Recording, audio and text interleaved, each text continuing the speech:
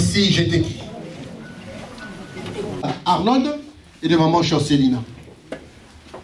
Le mariage kimbangiste est scindé en deux parties. Et une première partie, celle que je suis en train de faire là, ce sera la prédication. Elle durera autour de 15 minutes ou 20 minutes. Et la deuxième partie, c'est le sacrement du mariage proprement dit. C'est un sacrement, le mariage. Le mariage, comme nous le savons tous, pour nos enfants qui ne savent pas, c'est la première institution divine. C'est le bon Dieu lui-même. Les premiers êtres humains créés par Dieu furent Adam et Ève. Celui qui les maria, c'était Dieu lui-même. C'était lui le premier pasteur. Il les maria et il les bénit. Nous, aujourd'hui, toute l'humanité, nous ne faisons que suivre ce premier geste qui a été fait par le Créateur. Le mariage, disais-je, est une institution divine. D'autres vont dire que c'est une institution administrative. D'autres vont dire que c'est une institution coutumière. D'autres vont dire que c'est une institution juridique. Hein, mais c'est la même chose.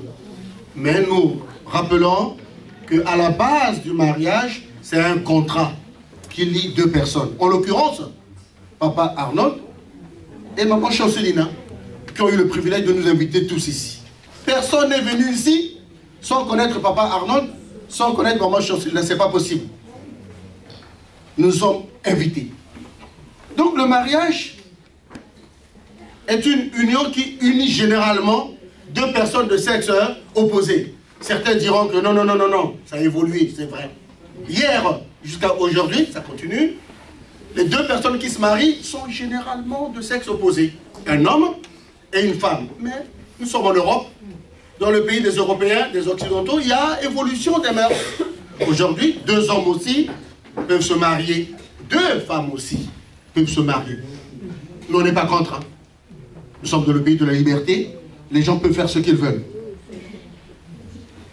Je me permets de vous rappeler que dans le monde, il existe 12 types de mariages. Je les rappelle. D'abord, le mariage religieux, celui d'aujourd'hui, à l'église. Il y a le mariage civil. Ça s'est passé tout à l'heure là devant l'officier d'état civil. Il y a le mariage coutumier. Ça se passe devant les deux familles. La famille du mari, de l'époux et la famille de l'épouse.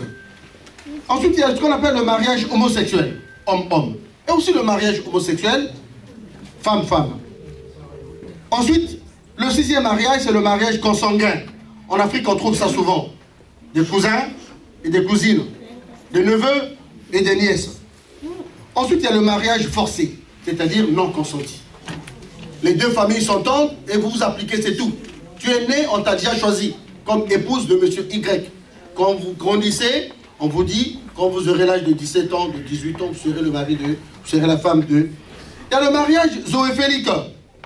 Maintenant, les hommes sont libres d'avoir des rapports sexuels avec des animaux. C'est la zoophilie. C'est aussi une forme. Et à la mort de l'homme, il lègue tout à son animal. Comment on appelle ça? Animaux de compagnie. Il y a le mariage qu'on appelle monogamique. C'est celui qui est privilégié par l'église kimbangiste. Mariage monogamique, c'est un homme, une femme. Une femme, un homme. Mais il y a aussi ce qu'on appelle le mariage bigamique. Bigamique, c'est vice-versa. Hein. Un homme a la possibilité, c'est deux, avoir deux femmes. Comme une femme a la possibilité d'avoir deux hommes. Il y a le mariage polygamique, ça c'est celui qui est largement répandu en Afrique. Un homme qui a deux femmes, trois femmes, quatre femmes. Il y a des religions qui ont structuré ça très bien, réglementé ça, notamment dans la religion musulmane, c'est 4 femmes. Dans d'autres pays, le nombre est illimité. C'est en fonction de tes moyens. Enfin, il y a le mariage qu'on appelle polyandrique. C'est-à-dire que les femmes, dans la recherche de l'égalité entre hommes et femmes, se sont dit, puisque l'homme a la possibilité d'avoir 2, 3, 4 épouses, et c'est accepté par la société humaine, pourquoi pas une femme avoir 2 maris, 3 maris, 4 maris? Ça s'appelle la polyandrie. Voilà, mesdames et messieurs, les 12 types de mariage. Nous avons lu tout à l'heure diagnostic des forces et faiblesses, des menaces et des opportunités d'une entreprise. Dans notre cas, l'entreprise, ça sera le mariage. Donc dans un mariage, il y a aussi des forces, il y a aussi des faiblesses, il y a aussi des menaces, il y a aussi des opportunités que je vais me permettre, je ne vais pas les développer. Je vais me permettre juste de les lire. Et ceux qui vont se marier demain, particulièrement ceux qui vont se marier tout de suite, bientôt là.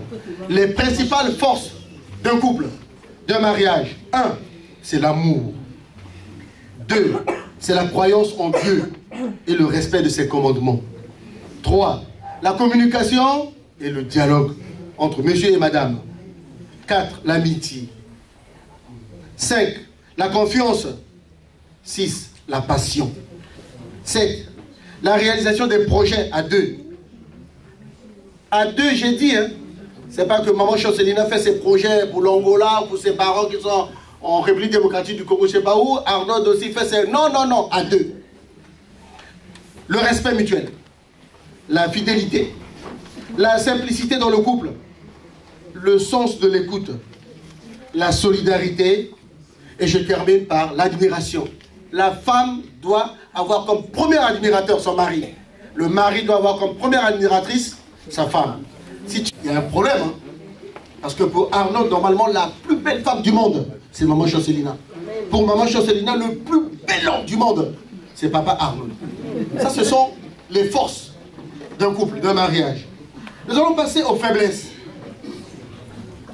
Le mariage aussi a des faiblesses. Hein. Voici les principales faiblesses d'un mariage, d'un couple. 1. Le problème de communication. S'il n'y a pas communication entre monsieur et madame, en temps de joie ou en temps de malheur, ça pose un souci. 2. Le manque de dialogue, ça va de pair. Le manque de confiance réciproque. Alors là, si papa Arnaud n'a pas confiance en maman Chancelina et vice-versa, il y a un problème. Hein. Tout de suite, tu es dans les stéréotypes, tu commences à prêter des intentions à l'autre alors qu'il n'a rien fait. Elle est sortie à 7h, elle est supposée rentrer à 17h. Dès qu'elle vient en retard, à 18h, à 19h, c'est un problème. Pourquoi? Manque de confiance. L'excès de jalousie, c'est une faiblesse pour le mariage. Oui, dans tout mariage, dans tout couple, il doit y avoir de jalousie. Le manque de sexe, qu'est-ce que ça veut dire ça? La Bible dit, ton corps ne t'appartient pas, ça appartient à l'homme. L'homme, ton corps ne t'appartient pas, ça appartient à madame. L'infertilité de la femme ou l'infertilité de l'homme peut être aussi une faiblesse. Il y a des couples qui s'y plaisent comme ça, sans enfants, c'est un choix. Mais, généralement pour les Africains, quand ils se marient, c'est pour procréer. Hein. Dès que l'un d'eux a un problème, ça peut être une faiblesse. La nervosité et la colère, c'est aussi une faiblesse dans le couple. Le kimborisme a déjà résolu ce problème. Hein. Maman Chancelina le sait. Quand on est fâché, en colère, on ne doit pas attendre 24 heures. Minuit. Avant minuit, vous devez vous demander pardon réciproquement. Enfin, une autre faiblesse, c'est le manque du sens du pardon. S'il n'y a pas de pardon dans un couple, alors là, c'est terrible. Parce que l'homme, c'est un véritable festival de fautes comportementales. La femme aussi, est un véritable océan de fautes. Nous devons être parfaits de toute façon. Dans la salle, là, je défie quiconque qui peut lever le doigt pour dire que moi, je suis une femme parfaite. Bien, je suis un homme parfait. Ça n'existe pas. Donc, nous devons nous pardonner réciproquement. Ça, c'est quelques faiblesses d'un couple. Mais, dans un couple, il y a aussi des menaces. Voici quelques menaces du couple dans un mariage. La mauvaise gestion financière. Si madame, si monsieur ne gère pas bien le petit patrimoine que nous avons, les petits moyens financiers que nous avons, avec le salaire que nous avons ici, bon, généralement on tourne autour du SMIC. Avant le week-end, il n'y a plus d'argent. Le salaire est déjà parti parce que tu es dans les bars, tu es dans les boîtes de nuit, tu es dans les... C'est compliqué. Deuxième menace, l'infidélité et la médisance. Alors là, la médisance, dans le milieu africain, c'est monnaie courante. Parler du mal des autres. Surtout, parler derrière l'autre, sur son dos. Le manque d'enfants peut entraîner, c'est une menace aussi. Si l'homme désire des enfants et que madame ne lui en donne pas, c'est compliqué. Dieu merci, en ce qui nous concerne, le problème est déjà résolu. Hein. Ils ont 2, ils ont 3, ils ont plusieurs enfants, puisqu'ils ont déjà à peu près 15 ans de vie commune. Donc c'est un couple expérimenté. La pratique de la polygamie est une menace. La pratique de la polyandrie est une menace. La pratique de l'homosexualité ou des couples bisexuels est une menace aussi. La colère, je l'ai dit, l'anxiété l'angoisse de la part des deux couples, c'est une menace. C'est pas... Avant le week-end, il n'y a plus d'argent. Le salaire est déjà parti parce que tu es dans les bars, tu es dans les boîtes de nuit, tu es dans les... C'est compliqué. Deuxième menace, l'infidélité et la médisance. Alors là, la médisance, dans le milieu africain, c'est monnaie courante. Parler du mal des autres. Surtout, parler derrière l'autre, sur son dos.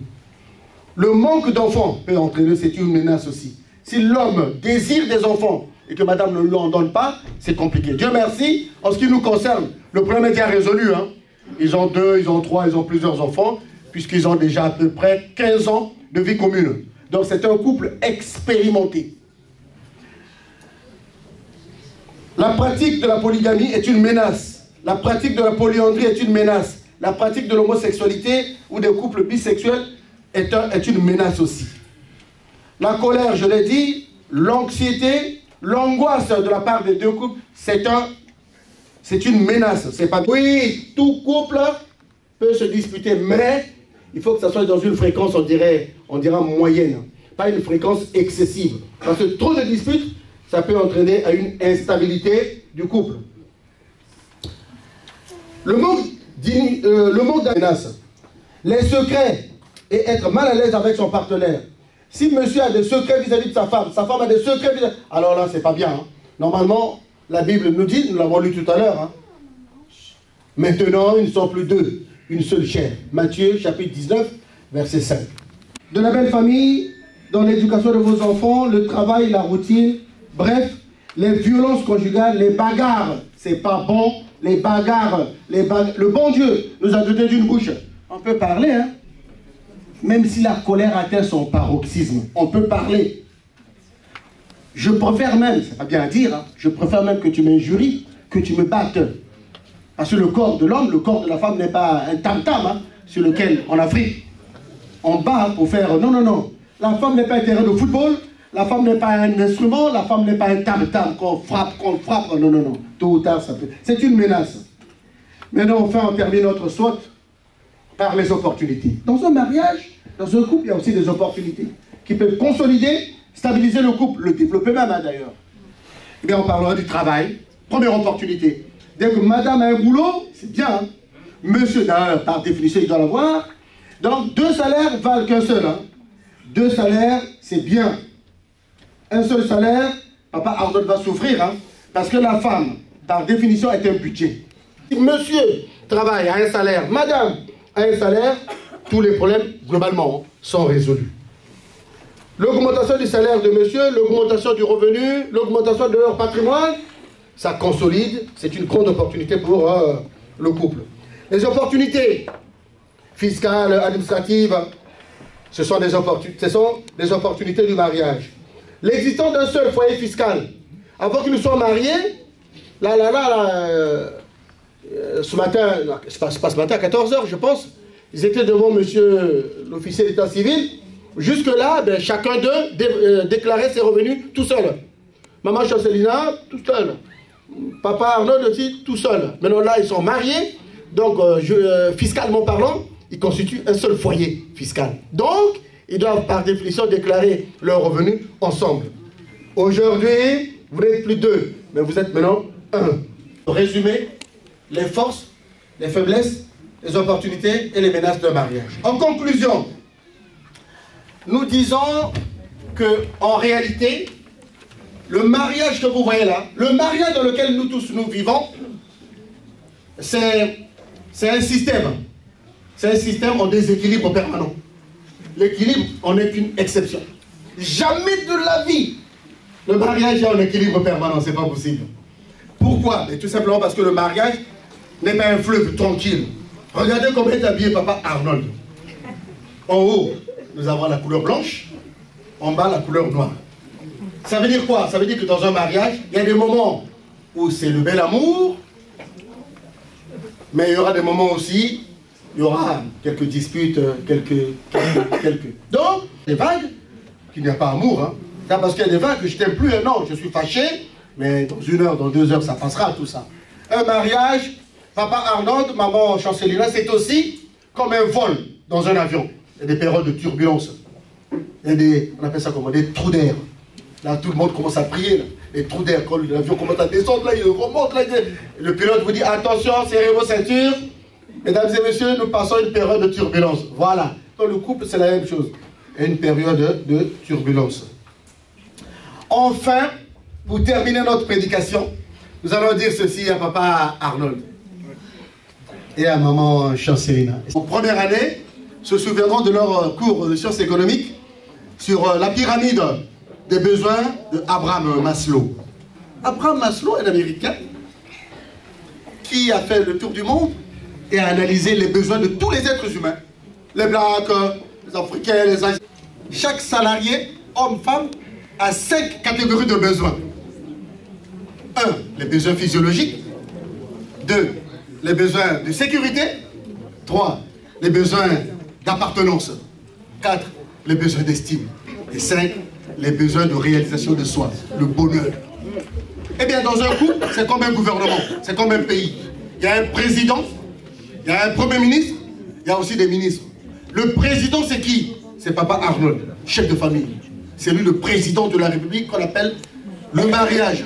S'il joue son rôle, satisfaire les 5 besoins de la pyramide d'Abraham Maslow, il n'y aura pas de problème. Chacun joue son rôle. Lui, son rôle, c'est de réaliser les besoins physiologiques de madame et des enfants, de réaliser les besoins de sécurité, de réaliser les besoins d'appartenance, de réaliser les besoins d'estime et de réaliser le bonheur de maman Chancelina et des enfants. Maman Chancelina, dans la famille, elle joue le rôle du Premier ministre, chef du gouvernement. Hein? Actuellement, c'est qui là? Gabriel Attal, voilà. Gabriel Attal. C'est elle, la première ministre, chef du gouvernement. Et les enfants qu'ils ont déjà, qu'ils auront peut-être, ou qu'ils ont déjà, constituent les ministres du gouvernement qu'on appelle le mariage. Et j'en ai fini. Au nom du Père, du Fils et du Saint-Esprit. Amen. Amen. Levons-nous, s'il vous plaît. Viens des accomplis à nous, louons Dieu pour cette grâce. Assistance pour unir par les liens sacrés du mariage et selon le rite de l'église kimbanguiste, cet homme, papa Arnold Kondo, et cette femme, maman Joao Chancelina, assis devant nous. Ce sacrement du mariage fut institué par le Créateur lui-même et recommandé par le Seigneur. Il va de l'intérêt du couple, non seulement pour la consolidation de leur union spirituelle, l'entente et l'amour mutuel, mais aussi par la stabilité et le fondement de leur foyer. À cet effet, nous demandons à toute l'assistante ici présente d'accorder le plus grand sérieux à cette union, telle que nous l'accordons à notre Seigneur Jésus-Christ.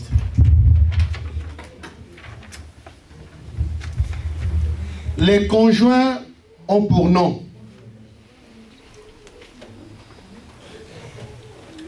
Papa Condé Arnold et maman Joao Chancelina Elena José. Et je m'adresse à vous, après avoir entendu ces deux noms. Avant toute chose, selon la tradition de notre Église, je pose la question de savoir si ici dans cette salle, y a-t-il quelqu'un, il y a une personne qui peut m'empêcher moi de célébrer ce sacrement de mariage pour une cause ou une autre. Si une telle personne existe, si une telle cause existe, qu'on en fasse part maintenant et publiquement. Car après la cérémonie du mariage, aucune déposition ne sera prise en considération. Donc je vous accorde tous 1 minute. Si dans la salle quelqu'un connaît, consent. Donc c'est bon. Monsieur et madame seulement.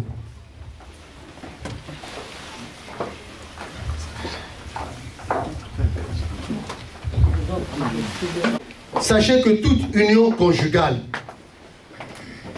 non accomplie selon les exigences du Christ et de son Église n'est pas reconnue pure par le Seigneur et ne jouit pas de toutes ses bénédictions. Sachez aussi que toute entreprise humaine dont le fondement ne repose pas sur la parole de Dieu est pareille à une maison bâtie sur du sable. Êtes-vous venu librement contracter cette union, Papa Arnold? Oui. Êtes-vous venu librement, Maman Chancelina, contracter ce mariage? Oui. Papa Arnold, avez-vous connaissance d'un motif pouvant m'empêcher de vous unir devant cette assistance et devant Dieu? Non. Maman Chancelina, avez-vous connaissance d'un motif pouvant m'empêcher de vous unir devant Dieu et cette assistance? Non.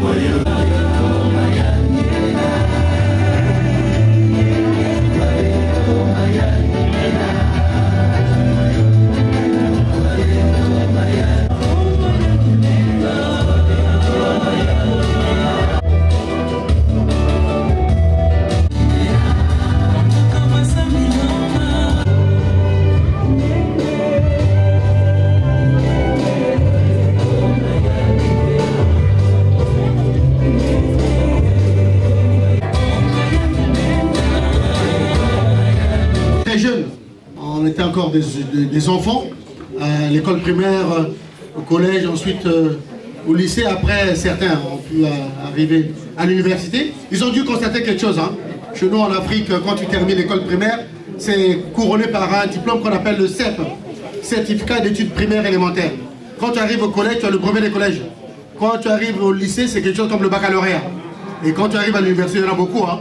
Tu as le BTS, le brevet des techniciens supérieurs, tu as la licence. Hein, d'autres arrivent même jusqu'au master 1, master 2, diplôme d'ingénieur, et d'autres arrivent même jusqu'au niveau du doctorat, pour ceux qui le veulent. Hein. Voilà. Et donc, ça veut dire que toute épreuve, toute situation, tout combat est toujours sanctionné par un diplôme. Et voilà, ils ont plus de 15 ans de vie commune. Hein, plus de 15 ans de vie commune. Et ils ont eu beaucoup d'enfants. Et aujourd'hui, ils ont pris la décision de venir à l'église pour venir couronner devant Dieu et nous les hommes le fruit de leur amour. Le mariage, 2 exemplaires, un pour papa, un pour maman, pour sanctifier, inscrire ceci dans le marbre de l'histoire de leur amour. Voilà.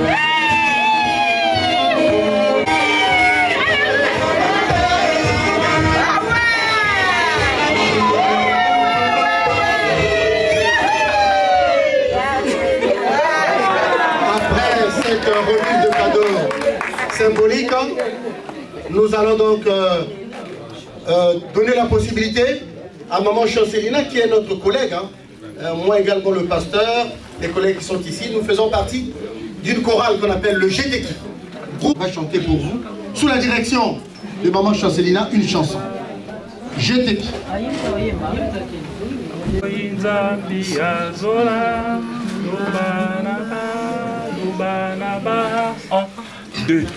Lubanaba me babo Moro inzambi ya zola Gana dolungwa Mikulu tani nanga Gana dolungwa Vita zazo zavanta Gana dolungwa Tatu ivangwa kyame Gana dolungwa Sundako Gana dolungwa Salulu salanga Gana dolungwa Ivina gilutanina Gana dolungwa Lubana bame babo Gana dolungwa Oro inzambi ya zona Gana dolungwa Ikulutanina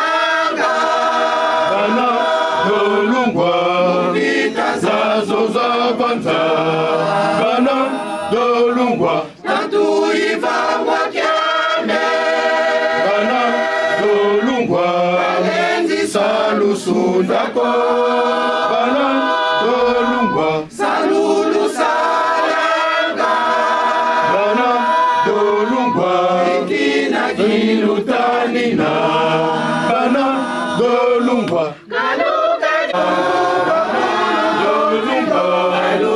Diye ongako